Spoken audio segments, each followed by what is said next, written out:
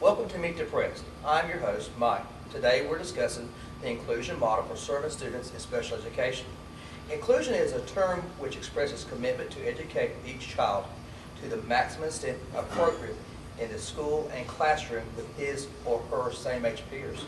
It involves bringing the support services to the child rather than moving the child to the services. We have with us today 3 teachers who will each share their experiences related to teaching students with special needs. 2 of our teachers who have experience in regular education as well in the classroom which serve students with special needs in an inclusion setting, and 1 who teaches a self-contained class education class. So let me introduce my guests. First we have Stephanie. She has taught exclusively in a self-contained special education classroom. Her experience includes the elementary and middle school levels as well as a middle school program for students with behavioral disorders. Next we have Marcy. She began her career as a resource teacher in an inclusion math class, taught regular math classes, and now is the math teacher in an inclusion math class. We also have Sloan. She has taught middle school English language arts, social studies on the high school and middle school levels. For the past 2 years, she has taught the inclusion social studies class in the 8th grade. Ladies, thank you for coming and giving your time valuable to the controversial topic, inclusion. So let's get started with our discussion. Marcy, let's refresh our audience memory. You were a resource teacher who went in the math class as a co-teacher to support students with special needs in those classes. Marcy, would you please share what inclusion looked like when you first started? Would you describe how that worked? Yes. When I first started teaching, I was a resource teacher, and at Seneca Middle School we did resource. The resource teacher was specialized in certain subject areas, so I was the math inclusion teacher, and then we had the other special ed teachers that were language arts. So I went into the math class. I spent the entire class period with my students. However, I was in 6th grade, 7th grade, and 8th grade, so I was across grade levels and then across teams as well.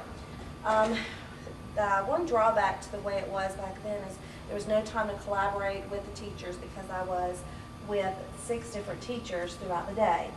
So that was very difficult to do. Also back then when I first started teaching, for the students that were resource students, the only setting they were placed in were the inclusion math class. So it was either inclusion or they were in self-contained. There was nothing in the middle for those students. Also with that, the students received no support in science and social studies, which I felt hurt them because if they had a problem with reading or writing, they weren't able to have some support in those classes that deal a lot with reading for the content information. So that's how it was a long time ago. Now, it's my understanding that now, Marcy, that you are a regular math teacher now, and you are the inclusion teacher. How is that model inclusion that you just described different from the inclusion model that you do now? Well, what happens now is I have a resource teacher who comes in my classroom.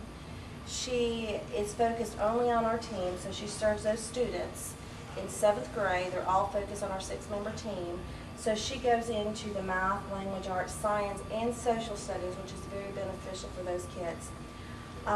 She only stays with me about 45 minutes. We kind of rotate because of the high number of special ed students, but she stays in 45 minutes with me, 45 minutes with the language arts teacher, and then she's able to spend the entire period for either the science or social studies class. So this works out really well. We also have collaboration together because we have the same planning period.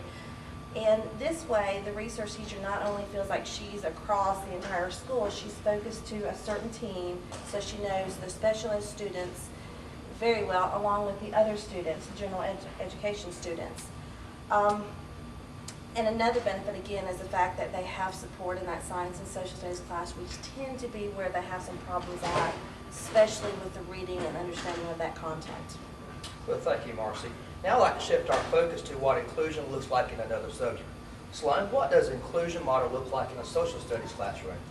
Well, in the social studies classroom, we have the inclusion teachers some of the time, but not quite as much as they do, at least on our grade level, in math and ELA.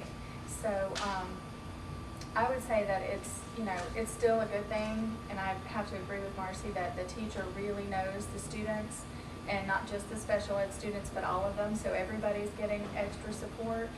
I would say though, because science and social studies, we don't have the same level of support because we meet every other day and we have to share during the same period, that we don't get to plan together as much because you don't know for sure that she's going to be able to be with you reliably, the resource teacher.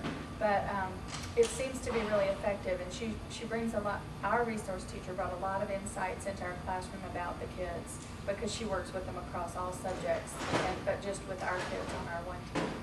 Thank you. For our last perspective, I want to invite Stephanie to share her thoughts as a teacher coming from the perspective of special education on the benefits of inclusion for students with disabilities versus a self-contained classroom. Well, the first thing that is a benefit is the models, the student models that are present for especially students with behavior disorders. They see students who, have their materials, who follow procedures, and who do what they're supposed to. So socially, they get those models, but also they get academic models. They see that students are reaching these goals and that they can actually do what's asked of them. So that's an excellent part, is the social models and academic models. But also, there's an academic expert teaching them the subject that they're in, which because of the way that we have to be trained in so many different areas, all subjects, including PE and health, and we also have to have the behavior or the learning disability skills. We can't focus on one subject. So having that expert content teacher know the material is just an excellent thing for our students. And also they're part of their grade level peers. They get to know their friends. They become part of whatever grade they're in, 8th grade, 7th grade. That's one of the most valuable things, is they feel like they're a part of something. What are some of the benefits that students in a self-contained classroom lose when they are served in an inclusion classroom? Well, the biggest thing that they lose is our sense of community. We are a one-room, everything place. We support each other. The students definitely support each other. The teachers work well with the students because we're trained for their disability. And because of the low numbers in a self-contained classroom, we know our students. We get to know what happened to them the night before. We know everything about them, and they lose that going into the bigger population. But they also lose a lot of times the more explicit instruction, because in a regular classroom, the instruction is not necessarily very explicit, where in our classroom it's very explicit. If they don't understand the material, we have the luxury of going back, where in a regular classroom that can't always happen. That just does it for our time, but I'd like to ask each of you to share any parting thoughts you might have before we finish. Sloan? I think ideally it would be really nice if we could have 2 inclusion resource teachers to work with our kids, so that we could have them maybe spread out over the classes, or so that we wouldn't have to share them between classes so much. They could be with the class the whole period. That would be like the pie in the sky, best case scenario. How about you, Marcy? Well, I have to agree with Sloan. I definitely agree that we definitely need those teachers for the benefit of the students, to have them in there the entire class period. I also feel that collaboration is very important between the general ed and the special ed teacher. So we need to make sure that the schedule's built in, have time where those 2 teachers can get together and talk about the students and plans and how they'll accommodate. Well, thank you. And Stephanie, how about you? And I want to reiterate that collaboration is the most important thing. If a student coming from self-contained going into regular classes, if the teachers don't communicate, then it's not going to be successful. And so, although that may be hard, it is definitely the job of everyone to collaborate on this. Yeah, ladies, thank you for joining us today. Well, that does it for today on Meet the Press. Thank you for listening.